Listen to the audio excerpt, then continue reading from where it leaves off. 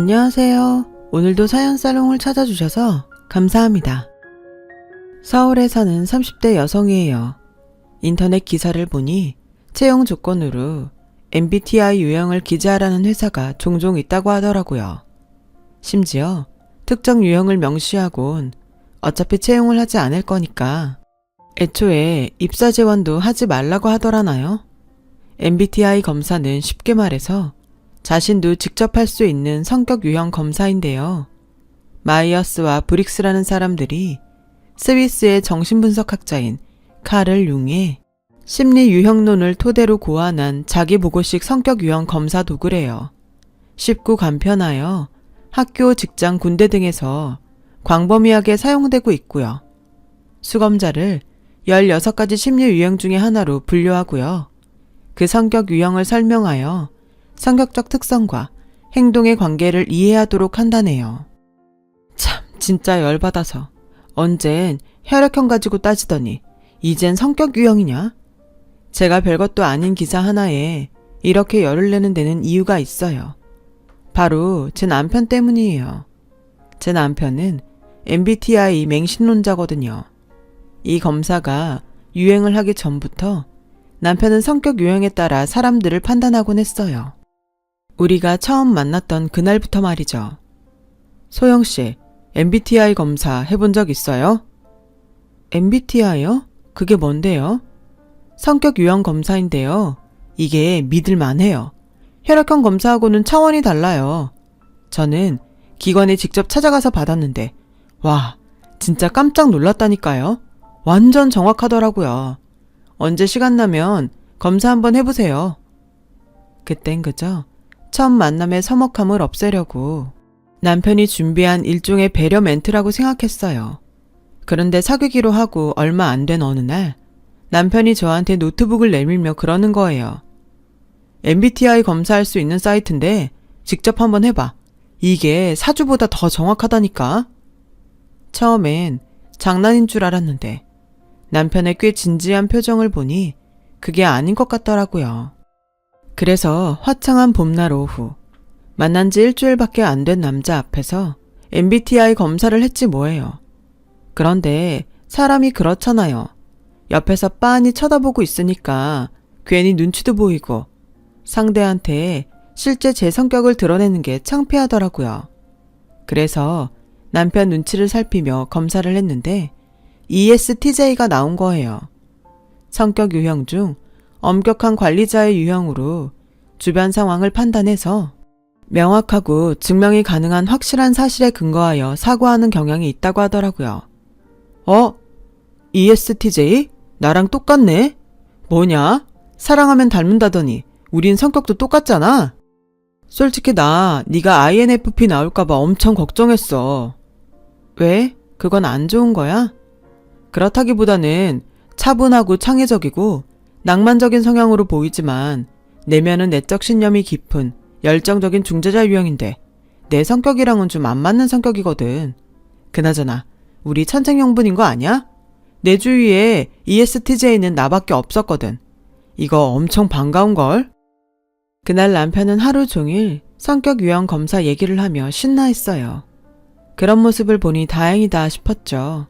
앞으로 어떤 일이 일어날지 전혀 모른 채 말이죠. 남편은 현실적이고 합리적인 걸 좋아하는 사람이었어요. 값비싼 발렌타인 초콜릿보다는 그 돈으로 둘이서 분식 한 끼 때우는 걸 더 좋아했을 정도로요. 기분 내자고 한 끼 밥값보다 비싼 초콜릿을 사는 건 비합리적이야. 앞으로도 발렌타인데이라고 비싼 초콜릿 사고 그러지 마. 자기도 나랑 같은 생각이지? 사실 저는 그런 날을 핑계로 분위기 좋은 레스토랑에서 칼질도 하고 기분도 내고 싶었어요. 그런데 그런 말을 못하겠더라고요. 왠지 내가 그러자고 하면 남편이 실망할 것 같았거든요. 남편과 제가 같은 성격 유형이라고 하는데 왜 이렇게 다른 걸까 싶었죠. 혈액형이 같아도 사람 성격이 천차만별인 것처럼 성격 유형도 마찬가지인 것 같았어요. 남편은 툭 하면 이런 소리를 했어요. 현실적으로 말이야. 라든가 합리적인지 따져봤어? 라는 말을 입에 달고 살 정도였죠. 그리고 그럴 때마다 저에게 동조를 구하는 눈치였어요. 소영이 너도 나랑 같은 생각이지? 그럴 줄 알았어. 역시 ESTJ라니까? 툭하면 성격 유형을 들먹여가며 마치 도플갱어라도 만난 듯 그렇게 좋아할 수가 없었죠. 그런데 꽃노래도 한두 번이라고 매번 그놈의 성격 유형 타령을 하는 게 슬슬 지겹게 느껴지더라고요. 솔직히 말하면 그동안 저는 제 의사가 아닌 남편 뜻에 따라 움직여주곤 했거든요. 좋은 게 좋은 거라고 사소한 거 가지고 괜히 분란을 일으킬 이유가 있나 싶었으니까요. 그리고 딱히 좋아하는 음식이 있는 것도 아니고 제 의견을 고집하기보단 전체의 조화가 더 중요하다고 생각했거든요. 그래서 데이트를 할 때 남편이 메뉴를 고르면 그냥 따라서 먹었고, 영화를 보러 극장에 갈 때도 남편이 보자고 하는 영화를 보곤 했죠. 그렇게 5년 가까이 연애를 하다 보니 남편한테 익숙해져 버렸어요. 선택을 주저하는 저와 확고한 신념을 가지고 가차없이 선택을 하는 남편은 꽤 잘 어울리는 커플이었죠. 결혼 정년기가 되자 주변에서는 누구도 우리 커플의 결혼을 의심하는 사람이 없었어요. 단지 시기의 문제였죠. 특히 제 친구들은 책임감도 강하고 회사에서 능력도 인정받고 있는 제 남편을 최고의 신랑감이라며 절대 놓치지 말라고 충고를 하곤 했어요. 그 말에는 저도 전적으로 동의해요. 연애는 몰라도 평생을 같이 살 배우자를 고르는 데 있어서 능력과 성실함은 최고의 덕목이니까요.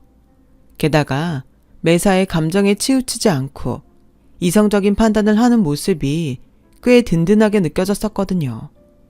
이런 남편의 모습에 저희 부모님도 꽤 흡족해 하셨어요.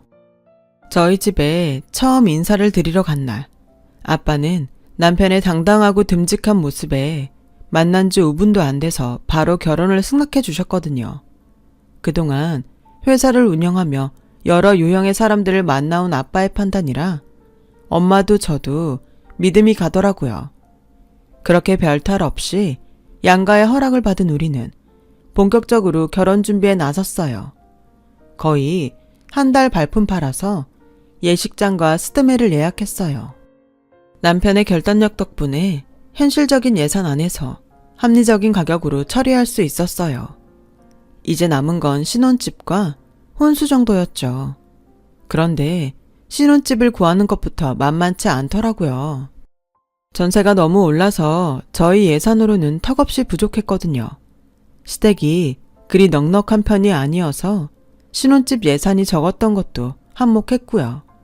그래서 생각도 못해 부모님께 이 얘기를 했더니 아빠가 신혼집 구할 돈을 보태주시겠다고 하시더라고요. 그래서 남편을 만나 그 얘기를 하려는데, 우리 신혼집 말이야. 그냥 너랑 내가 반반씩 내서 하면 어떨까? 따로 혼수해야 할 거 없이 있는 살림 쓰고 꼭 필요한 가전제품이랑 가구만 들이면 될 것 같거든. 우리 격식 차리느라 돈 쓰지 말고 합리적으로 가자. 어때? 소영이 너도 그게 좋겠지? 그 말을 듣는데 기분이 좋지 않았어요. 그래서 아빠가 집 구할 때 돈을 보태주시겠다고 하셨다는 얘기는 아예 꺼내지도 않았어요. 애초에 상견례를 할 때 시부모님께서 신혼집은 시댁에서 맡겠다고 하셔서 예식장이랑 스드메 준비할 때 대부분 지출을 저희 집에서 했거든요. 그런데 이제 와서 반반 부담에 집을 구하자고 하니 왠지 손해본 기분이 들더라고요. 그렇다고 어차피 같이 살 집인데 돈 몇 푼 가지고 얼굴 붉히는 것도 그래서 참았지만 기분은 별로였죠. 집에 돌아와 엄마한테 그 얘기를 했더니 결혼 준비를 하다 보면 그런 일은 비일비재하다며 우리가 형편이 더 나으니까 그냥 좀 더 내는 걸로 하자시며 저를 달래주셨어요. 그런데 제가 정말 기분이 나빴던 이유는 따로 있어요. 까짓 돈 조금 더 낼 수 있죠. 그런데 남편의 행동을 가만히 보면 자기 유리한 대로 상황을 이끌면서 상대적으로 손해를 본 저한테 조금도 미안해하거나 고마워하는 게 없다는 거예요. 이 모든 상황을 그저 자신의 합리적 선택 혹은 이성적 판단으로 치하하고 끝난다는 거죠. 그런 일들이 하나 둘 쌓여가다 보니 사귈 땐 남편의 장점이라고 생각했던 부분이 점점 단점으로 부각되더라고요. 아무튼 쉴 새 없이 몰아치듯 준비를 한 끝에 저희는 무사히 결혼식을 마치고 신혼생활을 시작했어요. 남편 뜻대로 집은 양쪽이 반반 부담해서 20평대 전셋집으로 했고 살림은 냉장고와 세탁기, TV, 소파 정도만 구입을 했고 침대부터 그릇 등 나머지 살림은 전에 쓰던 물건들로 채웠어요. 그래놓고 보니 신혼집 느낌이라기보다는 봄 청소를 해놓은 수준의 집 분위기였어요. 집들이에 온 지인들도 집안을 둘러보고는 혼수를 재활용 센터에서 했냐며 장난치듯 말하더군요. 그 말에 얼마나 상처를 받았나 몰라요. 그런데도 남편은 괜히 허세를 부리고 살기보다는 내실을 따지는 게 더 현명한 거라며 역시나 이번에도 자신의 합리적인 선택에 만족했어요. 부끄러움은 오롯이 저의 몫이었고요. 살면서 부딪히는 크고 작은 문제들에 직면할 때마다 남편은 주도적으로 일을 처리했고 그러는 사이 우리 집 선택권자는 남편이 되고 말았어요. 지방 경조사가 있을 때 축의금이나 부의금, 액수도 남편이 정했고 심지어 PC 바탕화면부터 메인으로 사용하는 포털 사이트까지 다 남편의 뜻대로 지정해 놓았어요. 우리 집 어디에도 내 의견이 반영된 부분은 없었죠. 심지어 자식 계획에 관해서도요. 아이? 나도 갖고 싶지. 근데 지금 애를 낳으면 이래저래 손해라니까? 한창 일해야 할 나이에 당신은 경력 단절이 되는 거고. 그러면 나 혼자 생활을 감당해야 하는데 그러자면 지금처럼 살 수 있겠어? 돈 들어갈 때 많아졌는데 벌어들이는 돈은 줄었으니 안 그래? 애 낳고 바로 복직한다 쳐. 그때는 자기가 더 힘들어지는 거야. 애 보랴 직장 다니랴. 거기다 살림까지. 너무 가혹하다고 생각하지 않아? 그래서 말인데 합리적으로 생각하자. 둘이 가열차게 일해서 기반 좀 닦은 다음에 애는 30대 중반쯤 낳자. 그때 되면 경제적 기반도 어느 정도 다져질 테고 그럼 당신이 직장 그만두고 살림이랑 육아만 해도 큰 무리는 없을 것 같거든. 어때? 자기도 동의하지? 그치만 30대 중반이면 너무 늦지 않을까? 산모 나이가 많을수록 출산할 때 위험도가 높거든. 육아는 언제 해도 힘든 건 마찬가지인데 한 살이라도 젊을 때 하는 게 힘도 덜 붙이고 낫지 않겠어? 아이는 양가 부모님들께 부탁을 해도 되고 정 안 되면 어린이집도 있으니까 다시 한번 생각해보자. 나 애 갖고 싶어 자기야. 제가 처음으로 남편의 의견에 반대를 하자 남편은 당황한 표정이었어요. 그리고는 지금까지와는 달리 목소리를 높이더라고요. 자기야, 오늘 정말 왜 이래? 뭐 잘못 먹었어? 왜 이렇게 합리적 사고가 안 돼? 이게 감정적으로 처리할 문제는 아니잖아. 우리가 지금 장난감 가게에서 인형 고르는 거야? 갖고 싶다고 우리 생활까지 포기하면서 저지를 일이냐고. 자기 정말 ESTJ 맞아? 어떻게 자기가 이러냐? 난 정말 이해가 안 가. 암튼 애 문제는 절대 양보 못하니까 당신이 포기해. 남편은 제가 자신의 의견에 반박하자 성질을 내곤 방에 들어가 버렸어요. 아무리 큰일에도 평정심을 잃지 않던 남편의 이런 모습에 저도 조금 놀랐죠. 그때였어요. 포털 사이트 메인에 성격 유형 테스트 링크가 있더라고요. 그래서 클릭을 해봤어요. 진짜 내 성격 유형이 뭔지도 궁금했고 자꾸 남편 성격이 거슬리는 이유도 궁금했거든요. 그런데 글쎄, INFP? 이게 내 성격 유형이야? 알고 보니 제 진짜 성격 유형은 남편이 그토록 싫어했던 INFP였던 거예요. 그제야 왜 그렇게 남편의 행동이 거슬렸는지 알겠더라고요. 우린 달라도 너무 다른 성격으로 성격 궁합으로도 꽝이었거든요. 남편의 성격 유형은 현실적이고 합리적인데다 직선적인 성격으로 늘 모든 게 제자리에 있어야 하는 엄격한 관리자 타입인 거에 반해 저는 남을 배려하고 분쟁을 싫어하며 조화를 추구하는 이상주의자로 열정적인 중재자 타입이었어요. 남편과 정반대였죠. 남편처럼 MBTI 맹신론자는 아니지만 결과 내용으로만 봐서는 상당히 맞는 부분이 많은 검사더라고요. 다만 이 사실을 남편이 알면 기겁을 할 테지만 말이에요. 며칠 뒤 남편과 저는 일단 아이 문제는 보류하기로 하는 대신 출산에 대비해 적금을 들어놓기로 했어요. 그래야 갑작스런 임신에도 부담이 덜할 테니까요.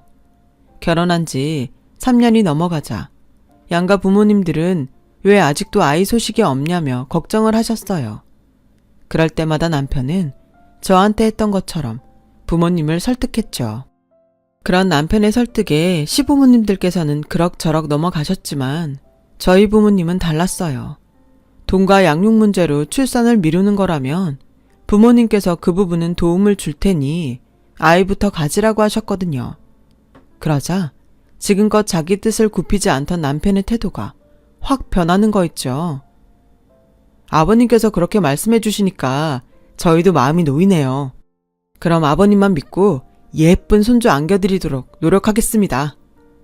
그동안 남편이 보여줬던 소신 있는 모습이 고작 돈 앞에 무너지는 걸 보자 그동안 내가 남편한테 속은 건 아닐까 하는 생각이 들었어요. 어쩌면 남편은 지금껏 처가덕을 바라고 있었던 걸지 모른다고 말이죠. 결혼할 때도 저희 친정 쪽에서 먼저 신혼집 구하는데 돈을 보태주겠다고 얘기를 했다면 상황이 달라졌을지도 모르겠다는 생각마저 들더군요. 그렇게 남편에 대해 의심이 커져가던 어느 날이었어요. 아버님 생신을 맞아 한정식집에 모여 식사를 하게 됐는데 잠깐 근처에 들렀다 오겠다며 저만 먼저 보냈던 남편이 음식이 나오도록 도착을 안 한 거예요. 아버님께 드릴 돈 봉투를 남편이 가지고 있는데 말이죠. 형님 내외와 시누이가 아버님께 선물을 드렸고 저는 남편이 오기만을 기다렸어요. 그때였어요. 잔뜩 신이 난 표정의 남편이 룸으로 들어왔어요. 손에는 작은 상자를 든 채 말이죠. 아버지, 이게 뭔지 아세요? 작은 아들이 큰 맘 먹고 아버지 드릴 차 한 대 뽑았습니다. 아버님께 남편이 건넨 상자 속에는 차키가 들어있었어요. 그런데 차키에 붙어있는 엠블럼이 글쎄 벤츠 아니겠어요? 순간 아버님이 젓가락을 놓고 벌떡 자리에서 일어나더니 밖으로 달려나가시는 거예요. 남편과 시누이도 함께 말이죠. 그 상황에 멍한 상태로 앉아있을 뿐이었죠. 그런 제 모습을 본 형님이 그러시더군요. 동서, 자긴 몰랐어? 어머, 몰랐나 보네. 안 그래도 얼마 전에 서방님이 우리 집에 수입차 팸플릿을 들고 왔길래 이게 다 뭐냐고 물었더니 아버님 생신 선물로 뭐가 제일 좋겠냐고 되묻더라고. 형편 뻔히 아는데 무슨 수입차냐 싶어서 웃고 넘겼는데 맙소사. 동서, 자긴 참 속도 좋다. 내 남편이 저러면 난 가만 안 둬. 전셋집 살면서 벤츠가 웬 말이야. 형님 말 맞다나 전셋집도 친정 도움받아 구한 주제에 벤츠라뇨. 그날 남편의 벤츠 선물로 시댁 식구들은 잔뜩 들떠 있었지만 저는 그러지 못했어요. 음식이 입으로 들어가는지 코로 들어가는지 모를 지경이었죠. 그날 집에 돌아온 저는 남편한테 무슨 돈으로 차를 뺐냐고 물었어요. 그러자 남편이 그러는 거예요. 자기야, 우리 아버지 몇 년 뒤면 면허증 반납하실 나이야. 그럼 그 차 누가 몰겠어? 면허증도 없는 엄마가 몰겠어? 아님 음주운전으로 면허 정지된 형이 몰겠어? 내 차제 아니겠어? 기왕 선물 드리는 거 기분 좋게 드리고 몇 년 뒤에 찾아오면 되잖아. 어차피 우리 차도 바꿔야 되는데 얼마나 합리적이야. 선물 주고 생색도 내고 다시 찾아올 수도 있는데 그리고 장기 할부로 끊어서 매달 나가는 돈도 별로 안 돼. 그걸 지금 말이라고 해? 우리 형편의 벤츠가 웬 말이야. 수입차가 차값만 비싼 줄 알아? 유지비는 또 얼마나 나가는데 부품 하나 고장나봐 수백씩 깨지는 건 일도 아니야. 그걸 아버님이 감당은 하시겠어? 당신 벌이로 감당할 수 있겠냐고. 그리고 돈 때문에 애 가는 것도 미루자고 하더니 벤츠 뽑을 돈은 있었나 봐. 그래놓고 뭐? 합리적? 그게 뭐가 합리적인 거야? 일에 선우도 못 가리는 멍청한 짓이지. 당신 말 다 했어? 뭐? 멍청한 짓? 난 어디까지나 합리적 소비를 한 거라고. 그리고 내가 언제 돈 때문에 애 갖지 말라고 했냐? 상식적으로 생각했을 때 아직 때가 아니라고 판단한 것 뿐이잖아. 장인어른이 애 낳으면 돈 대주신다고 한 걸로 생색내고 싶은 모양인데 당신 사람 우습게 보지 마. 나 그깟 돈 몇 푼에 치졸하게 굳은 그런 인간 아니라고. 우리 아버지한테 비싼 선물 좀 했다고 돈 아까워 그러는 모양인데 좋아. 내가 장인어른 환갑 때 제대로 된 선물 해드릴 테니까 기대하라고. 남편은 큰 소리를 치곤 서재로 들어가 버렸어요. 말이나 못하면 밉지는 않지. 왠지 벽하고 대화를 한 기분이 들어서 속이 답답하더라고요. 그러면서 한편으로는 우리 아빠 환갑에 남편이 얼마나 대단한 선물을 하나 두고 보자 하는 심정이었어요. 그렇게 몇 달이 지나고 저희 친정아빠 환갑이 되었어요.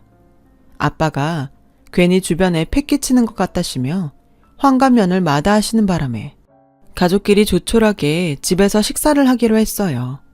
원래는 유명한 셰프가 하는 레스토랑으로 장소를 잡았었는데 하필 아빠가 다리를 다치시는 바람에 거동이 불편해 집에서 하게 된 거였죠. 형부는 급한 수술 때문에 좀 늦는다고 언니 편에 아빠가 좋아하시는 브랜드 와인과 크루즈 여행권을 보냈더라고요. 전 남편과 따로 돈 봉투를 준비했고요. 남편은 엄청난 선물을 준비했으니 기대하라며 잔뜩 바람을 잡아놓고는 연락도 없이 오지 않더라고요. 그래서 막 전화를 하려는데 남편이 숨을 헐떡이며 들어오지 뭐해요. 그리고는 갖은 생색을 다 내며 저희 아빠한테 선물을 내밀었어요. 그런데 그게 글쎄 막걸리지 뭐예요. 꼴랑 막걸리 2통을 내밀면서 남편은 일장연설에 가까운 생색을 냈어요. 아버님, 이게 전주에서 유명한 막걸리 명인이 만든 건데요. 이건 돈 주고도 못 구하는 거예요. 제가 지인을 통해 겨우 2통 받아왔다니까요. 드셔보면 알겠지만 혀 끝에 닿는 순간 짜릿한 게 완전 신세계를 만나게 되실 겁니다. 딱 봐도 지역 개인 사업자가 만든 수제 막걸리였어요.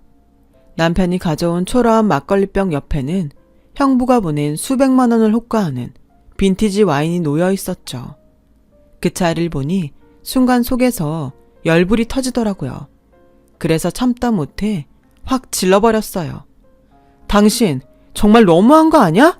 자기 아빠 생신엔 벤츠 뽑아오더니 우리 아빠 환갑엔 고작 막걸리 2통 받아온 거야? 이게 당신이 말한 대단한 선물인 거냐고.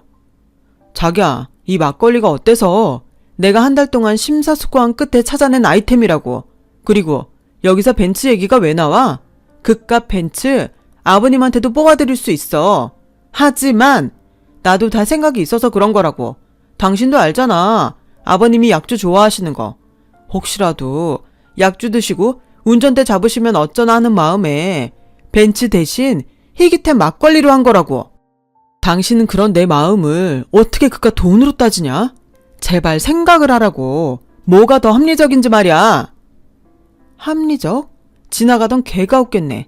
그렇게 합리적인 사람이 자식 위에 들어둔 적금으로 당신 아빠 벤츠 빼줬어? 왜? 내가 모를 줄 알았니? 애 키울 자금 우리 집에서 대준다니까 작정하고 써버리자 생각한 거니? 그런 거냐고. 그래놓곤 끝까지 뭐가 어쩌고 어째? 합리적? 넌 합리적이란 단어의 뜻도 모르니? 무조건 네가 하면 합리적이고 이성적인 판단인 줄 아는 모양인데 웃기지 마. 내가 보기엔 거지근성에 목마른 놈의 치졸한 변명으로밖에 안 보여. 넌 딱 그 수준이라고. 야, 너 말이면 단 줄 알아? 이게 누구한테 거지근성이래. 적어도 그런 소리 하려면 뭐라도 좀 해주고 해야 되는 거 아니냐? 까놓고 말해서 니네 집에서 나한테 뭘 그렇게 해줬다고 그러냐? 병원을 차려줬냐? 로펌을 차려줬냐? 꼴랑 전셋집 보증금 대준 거 가지고 뭘 그렇게 생색인데. 그래놓고 뭔 말이 많아. 솔직히 장인어른도 그래요. 그 많은 돈 죽을 때 싸 짊어지고 갈 것도 아니면서 사위한테 선심 좀 쓰면 어디 덧난답니까? 나중에 유산으로 남기시면 세금이 얼마나 붙는지 아시냐고요. 그럴 바엔 살아 계실 때 아파트라도 하나 사주시면 그게 더 합리적인 거 아니에요. 어떻게 이런 걸 꼭 제 입으로 말하게 하십니까?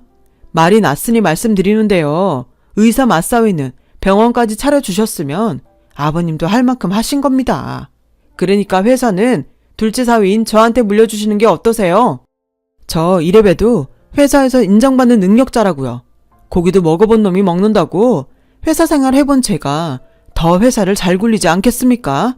제발 합리적으로 판단해주세요. 그때였어요.